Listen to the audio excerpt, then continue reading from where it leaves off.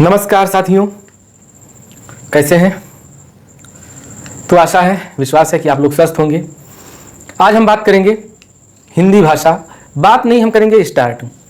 हिंदी मैंने बताया था कि जूनियर असिस्टेंट यूपी जो SSC के अंतर्गत जो परीक्षाएं होने वाली हैं, जो यूपी पेट के अंतर्गत, जिनको लेखाकार परीक्षा और जूनियर असिस्टेंट 2022, इसके साथ ही साथ जो हमारा अहम मुद्दा है, जो अहम जैसे लक्ष्य है, वो क्या है? हमारा यूपी पेट। उसके लिए हम हिंदी पढ़ेंगे। तो इसके साथ जैसे एक तीर से कई निशाने हमें साधना है। यूपी पेट हो गया, जूनियर असिस्टेंट हो गया, लेखाकार हो गया और उत्तर प्रदेश पुलिस। बहुत ही ज़्यादा जो फायदा मिलेगा इस वीडियो को देखकर, वो junior assistant, Uttar Pradesh police और यूपी पेट, इनको फायदा मिलेगा। जो भी वनडे एग्जाम की तैयारी कर रहे हैं, जिनके सिलेबस में हिंदी अगर मेंशन है, तो इसको देखना चाहिए, उनको ये वीडियो नोट्स बनाना चाहिए और हमसे जुड़ना चाहिए। मैं अपने बारे में बता दूं, चलो रहने दो, बहुत बताया है, जानते होंगे आप लोग। आज हम शुरू करेंगे क्या? हिंदी भाषा का उद्गम एवं विकास। उद्गम एवं विकास किसका? हिंदी भाषा का। मतलब इसमें हम दो चीजें पढ़ेंगे। पहली चीज तो सबसे पहले जो हम स्टार्ट करेंगे वो हिंदी शब्द। हिंदी शब्द आपको ये जानकर हैरानी होगी कि हिंदी शब्द जो है, जो हिंदी लिखा हुआ है, ये खुद ही हिंदी शब्द का, हिंदी भाषा का शब्द नहीं है। नहीं समझ में आया ना? मेरे कहने का मतलब ये है कि जैसे अगर शब्द लिखे हूं इसमें राम, औरत, पेंसिल और हिंदी, 4 शब्द लिखे हूं। इसमें से आपको बताना हो कि निम्नलिखित में से हिंदी शब्द कौन सा है, तो आप कौन सा क्लिक करेंगे? ऑप्शन। कल मैं एक क्विज दूंगा कल। तो इसका हिंदी शब्द इसमें से कौन सा है? हिंदी शब्द है राम। जानकर हैरानी हुई, लेकिन यही सत्य है, क्योंकि ये जो शब्द है हिंदी, ये फारसी शब्द है। फारसी शब्द है। पेंसिल, ये जानते हो पुर्तगाली शब्द है। औरत, ये भी क्या कहते हैं, अरबी शब्द है, अरबी। हिंदी जो है वो राम। मेरे कहने का मतलब ये था कि जो ये हिंदी शब्द जिसके ऊपर पूरी भाषा है, वही शब्द ही नहीं उस भाषा का है। कहने का तात्पर्य यह है, अब हम जानने की कोशिश करेंगे कि हिंदी अगर हिंदी भाषा का शब्द नहीं है तो किस भाषा का शब्द है, इसके लिए जानने की, और इसके पीछे जो फ्लैशबैक में जाएंगे कि किस तरह से हिंदी आई और हिंदुस्तान आया हमारा और हिंदू आए, मतलब ये नाम किस तरह से पड़ा, ये हम देखते हैं। हिंदी देखो, जो हमारा ये भारत है, तो भारत हमारा पहले ये पाकिस्तान वाला हिस्सा एरिया था और इधर बांग्लादेश वाला पूरा एरिया था। मतलब यहाँ से जाकर के भारत हमारा, ये नेपाल से होकर, और ये पूरा एरिया हमारा भारत का था। ये हमारा भारत था। अगर मैं हल्का सा इधर उधर बन जाएगा तो तकलीफ मत उठाइएगा, क्योंकि मैं जियोलॉजिकल सर्वे ऑफ इंडिया नहीं हूँ, जो गलत दर्शा दूंगा तो बस वही माना जाएगा। इसको हम मॉडिफाई कर सकते हैं। यहाँ पे था ईरान अब इसका वास्तविक अब नाम है, जो वर्तमान में नाम है। पहले क्या था? पहले यहाँ पे था पर्सिया। तो क्योंकि यहाँ पे पारसी लोग रहते थे, तो इसीलिए इस देश का नाम था पर्शियन देश। और यहाँ पे एक नदी बहती थी, जो अभी भी बहती है, भारत की सबसे पुरानी नदी। तो इस नदी का नाम है सिंधु। अभी भी इसका नाम सिंधु ही नाम है इसका। तो ये जो ईरानी लोग थे, मतलब जो पर्शियन लोग थे, तो पर्शियन लोग क्या थे? ईरानी, जो आजकल के हम अगर कहेंगे ईरान के लोग, तो ईरानी लोग क्या थे? इनकी ये क्या खूबी थी कि ये देखो, सा को क्या कहते थे? सा को कहते थे हा। ता और या था ये हो तो क्या कहेंगे? ये कहेंगे ता। और दा या धा हो तो ये क्या कहेंगे? दा या धा दोनों शब्द अगर आता हो, वर्ण आता हो, तो ये कहेंगे दा। पा और फा अगर आता हो तो ये क्या कहेंगे? पा। इसीलिए देखिए, इसको कहते हैं फारस देश, कहते हैं फारस। यही फारस की खाड़ी है फारस। क्यों? क्योंकि ये पारस से बना हुआ है। पारस को क्या कहा? फारस। मतलब फारस को क्या कहा? पारस कहा। तो पारस से बने पारसी। और हमारी जो लिपि, जो यहाँ पे ईरानी लिपि है, क्या है ईरान की लिपि? वो है फारसी। उर्दू की लिपि क्या है? फारसी। तो इसी से, पारसी से ही बना है फारसी। एक्चुअली ईरानी और फारसी और क्या कहते हैं, पर्शियन, ये तीनों एक ही चीज है। ये सबसे नया नाम है, वर्तमान में ईरानी भाषा कहते हैं। ये फारसी उसकी लिपि हो जाती है, पर्शियन भाषा की लिपि हो जाती है।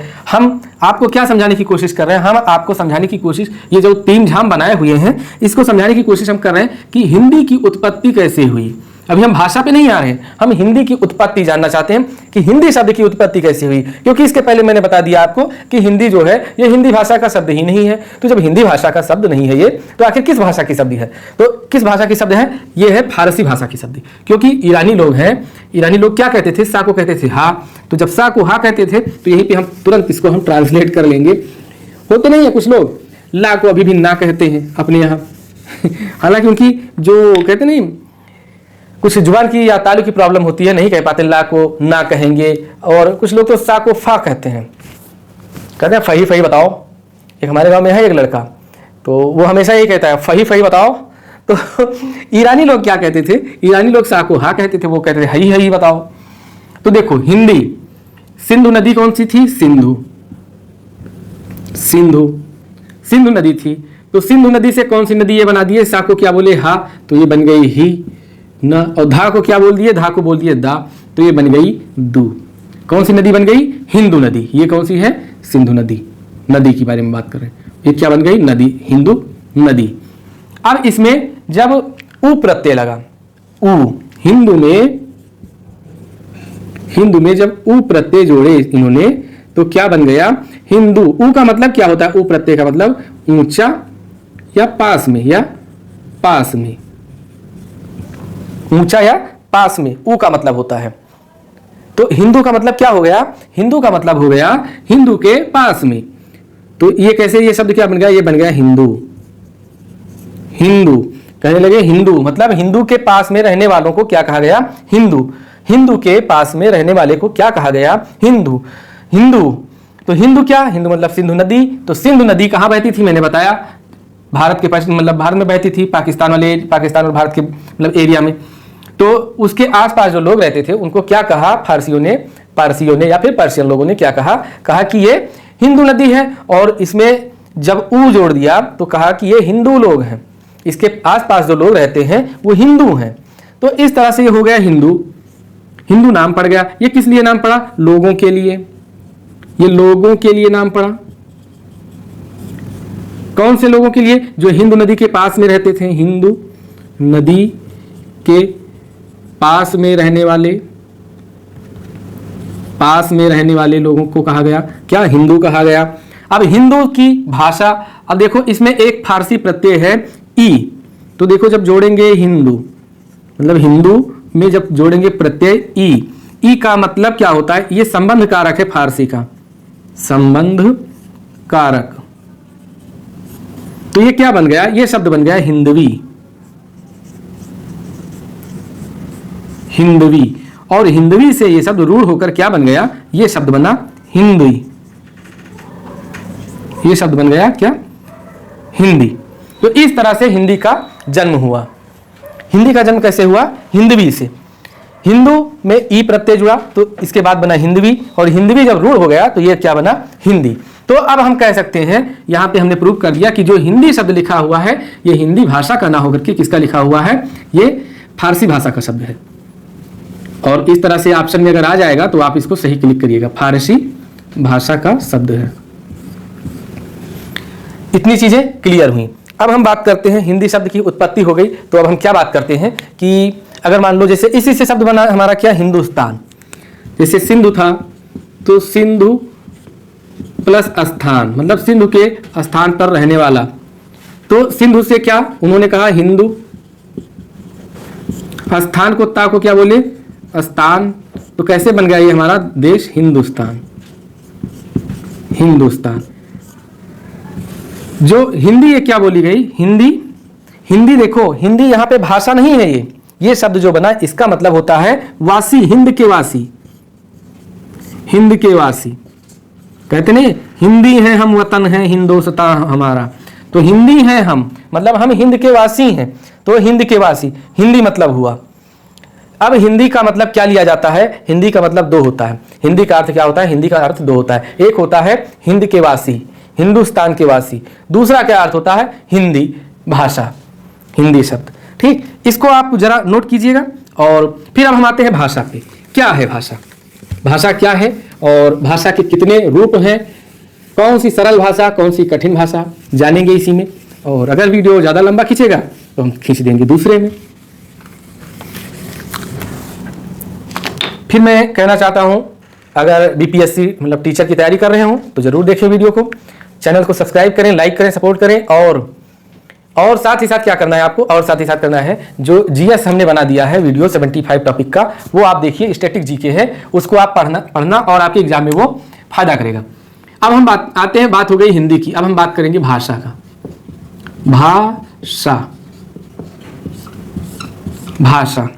भाषा देखिए, ये मूल शब्द इसका क्या है।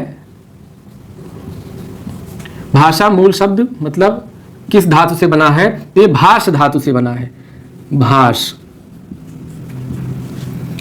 धातु से बना है। भाष मतलब क्या होता है, विचार प्रकट करना, विचार प्रकट करना। अब एक आफत और है, अब विचार क्या होता है, मन में हमारे उठने वाली अध्वन्यात्मक इकाई को क्या कहते हैं, हम विचार कहते हैं। जब हमारे मन में कोई अध्वन्यात्मक इकाई निकलती है, उठती है, प्रकट होती है, उसको हम प्रकट करें। जैसे हमारे मन में कोई चीज है, हम उसको आपसे कहना है हमें, तो हम किससे कहेंगे, हम कुछ बोल के ही कहेंगे।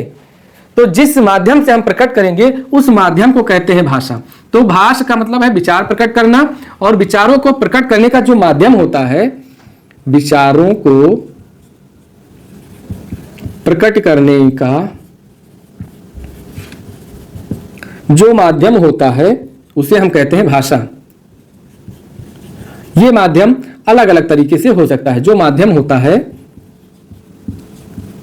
उसे भाषा कहते हैं, भाषा कहते हैं। भाष जो है मूल शब्द है, मतलब भाष धातु से बनी है। धातु मतलब ये संस्कृत के मूल शब्द से है ये उद्धृत, क्या, भाष। भाष का अर्थ क्या है, विचार प्रकट करना या बोलना। भाष देखो, इस शा को जब तद्भव में आता है तो इसको कहते हैं खा। इस तरह से लोग उच्चारण करते हैं, भाख कहते हैं, भाखना। गाँवों में अगर आप रहे होंगे तो जब किसी को भूत प्रेत वगैरह पकड़ता है तो कहते नहीं, जब कोई ओझा वगैरह आते हैं उनको छुड़ाने के लिए कहते हैं हाँ कुछ भाखिन, तो कहते हाँ भाखिन, मुझे पकड़े हैं, तो वहाँ कहते हैं भाखना।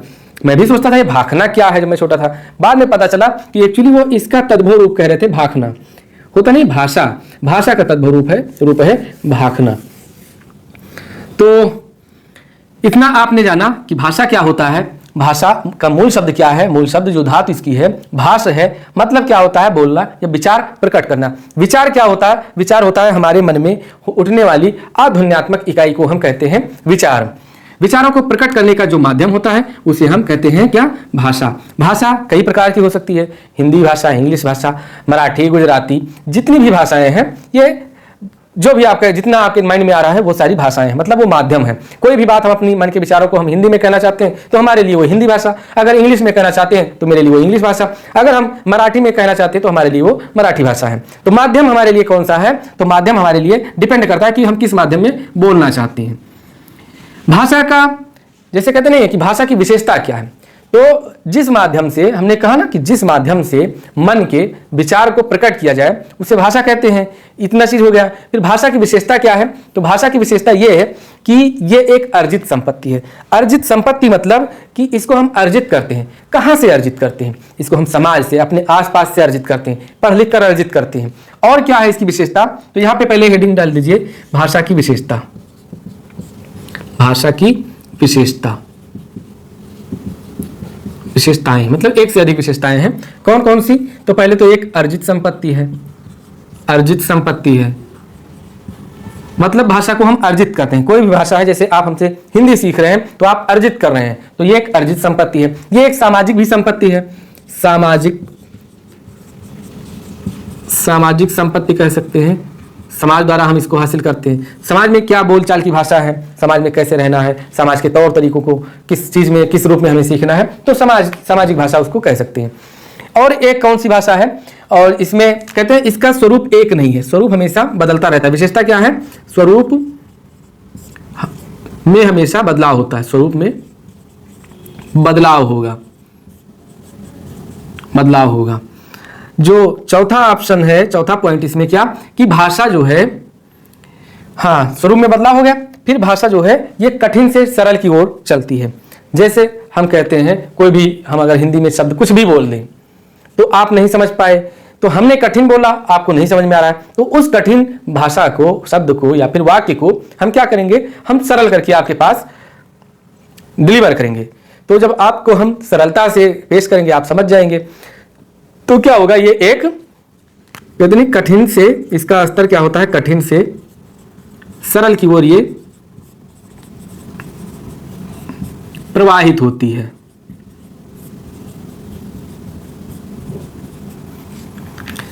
और इसमें भाषा के बारे में हम क्या जानते हैं, भाषा के बारे में हम एक चीज और हम पढ़ते हैं क्या, कि भाषा जो है कितने रूप होते हैं। तो भाषा के रूप कितने हैं, तो भाषा के रूप, तो भाषा के 3 रूप, कौन से, लिखित भाषा,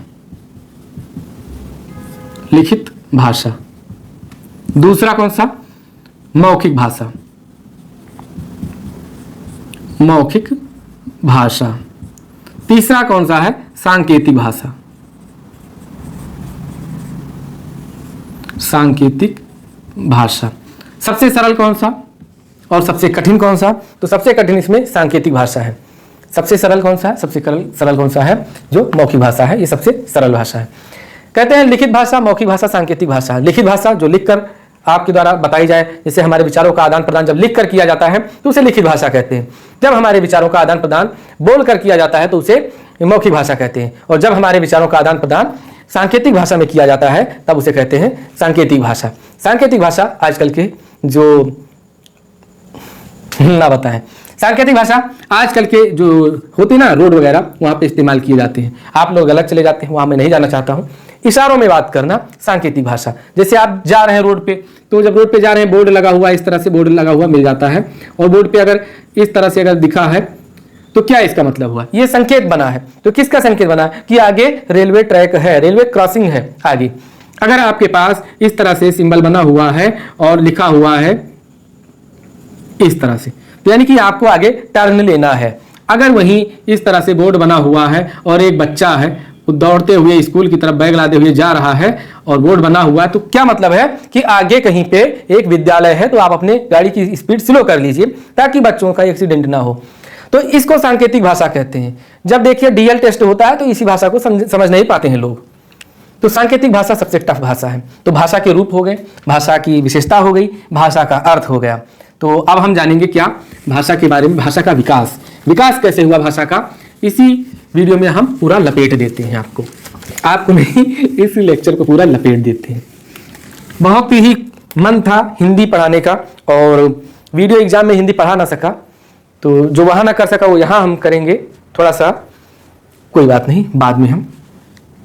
भाषा, तो भाषा का विकास कैसे हुआ, किसका, हिंदी भाषा का विकास।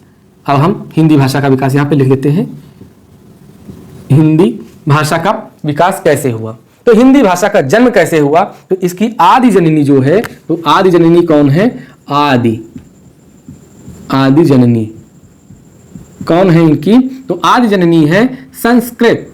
सभी भाषाओं की जननी है कौन सी, संस्कृत। अगर आपको विश्वास ना आए तो आप देखिए, फादर कहते हैं, इंग्लिश है ये ना, PHER, फादर स्पेलिंग है, क्या कहते हैं, फादर। और संस्कृत में क्या कहते हैं, पितृ।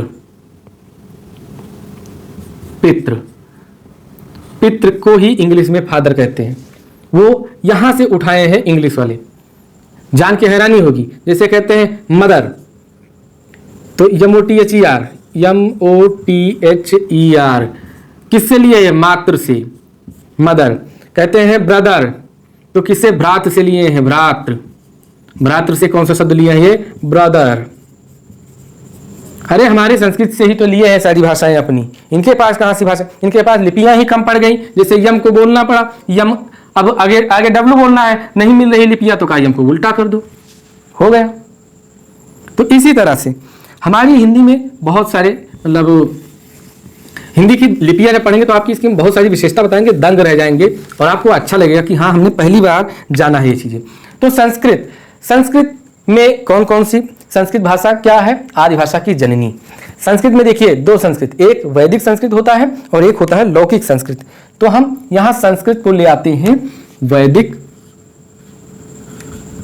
वैदिक और लौकिक संस्कृति। हिंदी भाषा का विकास कहाँ से हुआ? वैदिक संस्कृति, वेदों वाली संस्कृति आप आज तक नहीं पढ़ पाएंगे। हम लोग जो संस्कृत पढ़ रहे हैं लौकिक संस्कृत का रूप पढ़ रहे हैं। लौकिक संस्कृत के बाद ये किसमें कन्वर्ट हुई? तो ये कन्वर्ट हुई इसमें पाली भाषा। पाली भाषा किसमें कन्वर्ट हुई? प्राकृत में। प्राकृत किसमें कन्वर्ट हुई? अपभ्रंश, या इसको कहते हैं अवहट्ट। और इसी अपभ्रंश की एक इकाई है सौरसेनी अपभ्रंश।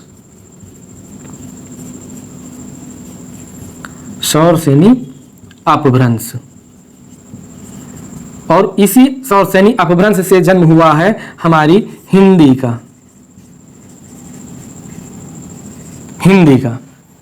तो ये सारी चीजें, इतना प्रोसेस है। इसका अगर आप ईयर जानना चाहते हैं तो आदि जननी संस्कृत है, और संस्कृत का जो ईयर माना गया है तो 1500 बीसी से 1500 बीसी मतलब ईसा पूर्व से इसका समयकाल कितना है? 1000 ईसा पूर्व तक, नहीं 500 ईसा पूर्व तक, 500 ईसा पूर्व तक। अब आपको एक चीज और बहुत कंफ्यूजन होती होगी, हम उसको हिस्ट्री में दूर करेंगे, यहाँ पे नहीं दूर करेंगे, कि ईसा पूर्व आप नहीं समझ पा रहे हैं, कब हम ईसा कहेंगे, कब हम ईसा पूर्व कहेंगे, इसको नहीं समझ पा रहे हैं। तो उसको भी समझाने का हम प्रयास करेंगे, वो हम करेंगे हिस्ट्री जब स्टार्ट करेंगे तब। समय हमारे पास लिमिटेड है, इसीलिए मैं लिमिटेड वीडियोज ही ला रहा हूँ, और इस समय बहुत ज़्यादा थक गया था मेरे दोस्त। मैं क्या बताऊँ, क्या समझेंगे आप और क्या मैं बताऊँ। खैर छोड़ते हैं, वहां पे आते हैं। यहाँ पे इसका हम काल डिवीजन कर लेते हैं कि किस वर्ष से किस वर्ष तक कौन सी भाषा रही, और किस भाषा में कौन कौन से ग्रंथ लिखे गए, किस दृष्टि से वो इंपॉर्टेंट रही। तो इस तरह से इसका विकास हुआ। विकास ऐसे ही हुआ। वैदिक में जो रामायण वगैरह लिखी गई, वाल्मीकि रामायण वगैरह वैदिक संस्कृत में लिखी गई, और इसमें क्या उपनिषद और वेद पुराण इसमें लिखे गए, तो वैदिक संस्कृति ये वहीं तक सीमित थी। लौकिक किसमें कन्वर्ट हुई? पाली भाषा में। पाली भाषा किसकी भाषा है? ये बौद्ध धर्म की भाषा है। बौद्ध धर्म की भाषा पाली, मतलब बौद्ध धर्म के ग्रंथ किसमें लिखे गए? पाली भाषा में लिखे गए। देखिए एक्चुअली किसी भाषा का एक निश्चित डेट से नहीं कि आज 31 जुलाई है तो 31 जुलाई से 2023 से लेकर और 24 जुलाई 2000 यहाँ 23 है तो 2050 तक हमारी पाली भाषा चलेगी, ऐसा नहीं है। भाषा इसलिए इसका डिवीजन किया गया कि इस ईयर तक, ईयर पहले मैं लिख दूं फिर आप समझ पाएंगे। जैसे संस्कृत का प्रभाव कहाँ तक रहा? 1500 ईसा पूर्व से 500 ईसा पूर्व तक। तो उस 1500 से 500 ईसा पूर्व में वैदिक संस्कृत कहाँ तक रही? ये रही 1500 से 1000 बीसी तक। दोनों बीसी में लिखे, इसीलिए हमने इनको ऐसे लिख दीजिए 1500 से 1000 बीसी तक। मतलब ये घटते हुए, बीसी जो है ये घटते हुए क्रम में आता है। तो 1500 से स्टार्ट हुआ, 1000 बीसी तक वैदिक संस्कृत चली। फिर चली लौकिक संस्कृत, ये 1000 से 500 बीसी तक, मतलब ईसा पूर्व तक चली लौकिक संस्कृत। फिर आई पाली भाषा आई, तो इसका जो कार्यकाल रहा, कार्यकाल कह रहे हैं समय इसका जो रहा, ये 500 बीसी से 1 एडी मतलब ईसवी, बीसी मतलब ईसा पूर्व। फिर प्राकृत भाषा जो रही, ये किसकी? जैन धर्म की भाषाएं हैं। जैन धर्म के ग्रंथ लिखे गए, मतलब जैन धर्म में बहुत ज्यादा बहुतायत मात्रा में प्रयोग किए गए। इसका कार्यकाल 1 एडी से 500 एडी तक। फिर अपभ्रंश 500 से, अपभ्रंश कहां तक रही? 500 से 1000 ईस्वी तक। 500 एडी से 1000 एडी तक। सौरसेनी अपभ्रंश और हुआ अब हिंदी। तो हिंदी क्या हुआ सौरसेनी अपभ्रंश में? सौरसेनी अपभ्रंश ये हुआ 1000 ईडी से वर्तमान तक। आते हैं हिंदी। तो हिंदी का जैसे समय एक ट्रांजिशन पीरियड होगा, 100 साल तक मान लीजिए इसका ट्रांजिशन पीरियड है, तो 100 साल तक ये अपना सुधारता रहा, बनता रहा, और अंततः जो इसका समय हिंदी का मानक, हिंदी भाषा का मानक समय क्या है? तो हिंदी भाषा का मानक समय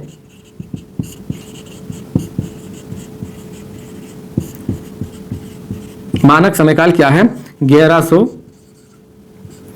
एडी मतलब ईस्वी, 1100 ईस्वी। ये मानक समय, स्टैंडर्ड समय जिसको कहते हैं हिंदी भाषा का। तो ये था हिंदी भाषा का विकास। इसमें पाली में बौद्ध धर्म लिखे गए और पाली भाषा में, प्राकृत भाषा में जैन धर्म लिखे गए। अपभ्रंश में, अपभ्रंश जब स्टार्ट हुई तो कब 1000 इसमें आदि कवि जो हुए, जैसे अवहट लेखक और वीर गाथा काल इसी 1000 ईस्वी में आया। तो ये सारे ग्रंथ इसमें लिखे गए अपभ्रंश भाषा में। फिर हिंदी आई और हिंदी मतलब इतना छाप कर लिया कि हमारे पूरे भारत में सबसे ज़्यादा बोले जाने वाली भाषा है। इंपॉर्टेंट, हिंदी हमारे भारत में सबसे ज़्यादा बोले जाने वाली भाषा है, और नहीं सबसे बड़ी भाषा है, और जो बोली है सबसे ज़्यादा बोली जाने वाली बोली कौन सी है, वो भोजपुरी है। तो बोली कौन सी भारत में सबसे ज़्यादा भाषा, भारत में सबसे ज़्यादा बोले जाने वाली भाषा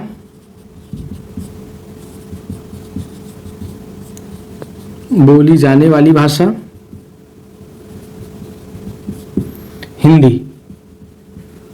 और भारत में सबसे ज़्यादा बोली जाने वाली जो बोली हैं, बोलियां होती नहीं है, तो बोली कौन सी है, तो बोली है भोजपुरी।